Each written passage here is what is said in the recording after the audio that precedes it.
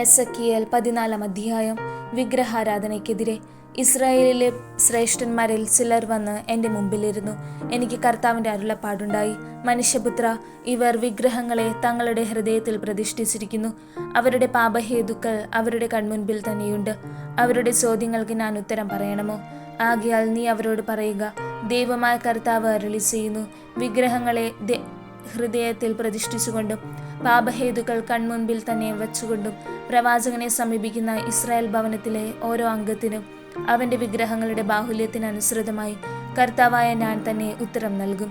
വിഗ്രഹങ്ങൾ നിമിത്തം എന്നിൽ നിന്ന് അകന്നുപോയ ഇസ്രായേൽ ഭവനത്തിലെ ഹൃദയങ്ങളെ പിടിച്ചെടുക്കാൻ വേണ്ടിയാണത്. ഇസ്രായേൽ ഭവനത്തോട് പറയുക, ദൈവമായ കർത്താവ് കൽപ്പിക്കുന്നു, പശ്ചാത്തപിച്ച് വിഗ്രഹങ്ങളിൽ നിന്ന് അകലുകയും മ്ലേച്ഛതകളിൽ നിന്ന് പിന്തിരിയുകയും ചെയ്യുക. വിഗ്രഹങ്ങളെ ഹൃദയങ്ങളിൽ പ്രതിഷ്ഠിക്കുകയും പാപഹേതുക്കളെ കൺമുമ്പിൽ തന്നെ വയ്ക്കുകയും ചെയ്തുകൊണ്ട് എന്നിൽ നിന്ന് അകലുന്ന ഏതൊരുവനും, അവൻ ഇസ്രായേൽ ഭവനാംഗമോ ഇസ്രായേലിൽ പാർക്കുന്ന പരദേശിയോ ആയാലും, ഒരു പ്രവാചകന്റെ അടുക്കൽ ചെന്ന് എൻ്റെ ഹിതം ആരാനാൽ കർത്താവായ ഞാൻ തന്നെ അവന് മറുപടി കൊടുക്കും. ഞാൻ അവനെതിരെ മുഖം തിരിച്ച് അവനെ അടയാളവും പഴമൊഴിയുമാക്കും. എൻ്റെ ജനത്തിനിടയിൽ നിന്ന് അവനെ ഞാൻ വിച്ഛേദിക്കും.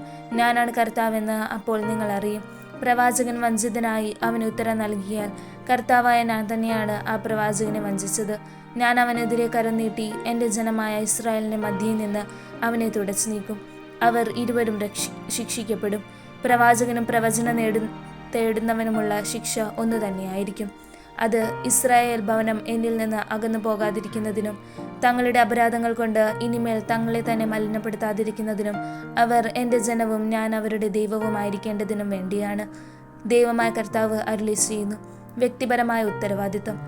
കർത്താവിനോട് അരുളി ചെയ്തു, മനുഷ്യപുത്ര, ഒരു ദേശം വിശ്വസ്തത വെടിഞ്ഞ് എനിക്കെതിരായി പാപം ചെയ്താൽ ഞാൻ അതിനെതിരെ എൻ്റെ കരം നീട്ടി അവരുടെ അപ്പം വിലക്കുകയും അവരുടെ മേൽ ക്ഷാമം അയക്കുകയും ചെയ്യും. അങ്ങനെ മനുഷ്യരെയും മൃഗങ്ങളെയും ഞാൻ നശിപ്പിക്കും. നോഹ, ദാനിയേൽ, ജോബ് എന്നീ 3 പേർ അവിടെയുണ്ടെങ്കിൽ തന്നെയും അവരുടെ നീതി ഹേതുവായി അവർ മാത്രമേ രക്ഷപ്പെടുകയുള്ളൂ എന്ന് ദൈവമായ കർത്താവ് അരുളി ചെയ്യുന്നു. ആ ദേശത്തിലൂടെ ഞാൻ വന്യമൃഗങ്ങളെ കടത്തിവിടുകയും അവ അതിനെ നശിപ്പിച്ച് വിജനമാക്കുകയും അവ മൂലം അവിടെ ആർക്കും വഴി നടക്കാനാവാതിരിക്കുകയും ചെയ്യുന്നുവെന്നിരിക്കട്ടെ. അപ്പോൾ ഈ 3 പേരും ആ ദേശത്തുണ്ടെങ്കിൽ തന്നെ ഞാനാണേ അവർക്ക് തങ്ങളുടെ പുത്രന്മാരെയോ പുത്രിമാരെയോ രക്ഷിക്കാനാവില്ല.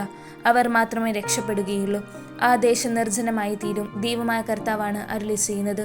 ഞാൻ ആ ദേശത്തിനെതിരെ വാളയച്ച് വാൾ ഈ ദേശത്തിലൂടെ കടന്നു പോകട്ടെ എന്ന് പറയുകയും അവിടെയുള്ള മനുഷ്യരെയും മൃഗങ്ങളെയും നശിപ്പിക്കുകയും ചെയ്യുന്നുവെന്നിരിക്കട്ടെ.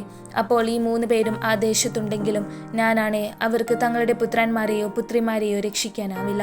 അവർ മാത്രമേ രക്ഷപ്പെടുകയുള്ളൂ. ദൈവമായ കർത്താവ് അരുളി ചെയ്യുന്നു. ഞാൻ ആ ദേശത്ത് പകർച്ചവ്യാധി അയക്കുകയും മനുഷ്യരെയും മൃഗങ്ങളെയും നശിപ്പിക്കാൻ രക്തച്ചൊരിച്ചിലോടെ എൻ്റെ ക്രോധം വർഷിക്കുകയും ചെയ്യുന്നുവെന്നിരിക്കട്ടെ. അപ്പോൾ നോഹയും ദാനിയേലും ജോബും അവിടെയുണ്ടെങ്കിൽ തന്നെ ഞാനാണേ അവർക്ക് തങ്ങളുടെ പുത്രന്മാരെയോ പുത്രിമാരെയോ രക്ഷിക്കാനാവില്ല. തങ്ങളുടെ നീതി ഹേതുവായി അവർ മാത്രമേ രക്ഷപ്പെടുകയുള്ളൂ. ദൈവമായ കർത്താവ് അരുളി ചെയ്യുന്നു. ദൈവമായ കർത്താവ് അരുളി ചെയ്യുന്നു, ഞാൻ ജെറുസലേമിൽ നിന്ന് മനുഷ്യരെയും മൃഗങ്ങളെയും തുടച്ചു മാറ്റാൻ വാൾ, ക്ഷാമം, ഹിംസ്രജന്തുക്കൾ, പകർച്ചവ്യാധി എന്നിങ്ങനെ 4 കഠിന ശിക്ഷകൾ അയച്ചാൽ എത്ര അധികമായിരിക്കും നാശം. എങ്കിലും കുറെ പേർ അവശേഷിക്കും. അവർ പുത്രന്മാരെയും പുത്രിമാരെയും കൂട്ടിക്കൊണ്ട് നിങ്ങളുടെ അടുത്തെത്തും. നിങ്ങൾ അവരുടെ പെരുമാറ്റവും പ്രവൃത്തിയും കാണുമ്പോൾ ജെറുസലേമിൽ ഞാൻ വരുത്തിയ വിനാശത്തിൻ്റെയും അവിടെ ഞാൻ പ്രവർത്തിച്ച എല്ലാറ്റിൻ്റെയും കാരണം ബോധ്യപ്പെട്ടുവെന്ന് നിങ്ങൾക്ക് ആശ്വാസം തോന്നും. അവരുടെ പെരുമാറ്റവും പ്രവൃത്തിയും കാണുമ്പോൾ ഞാൻ അവിടെ ചെയ്തതൊന്നും അകാരണമായിട്ടല്ല എന്ന് മനസ്സിലാക്കി നിങ്ങൾ ആശ്വസിക്കും. ദൈവമായ കർത്താവ് അരുളി ചെയ്യുന്നു.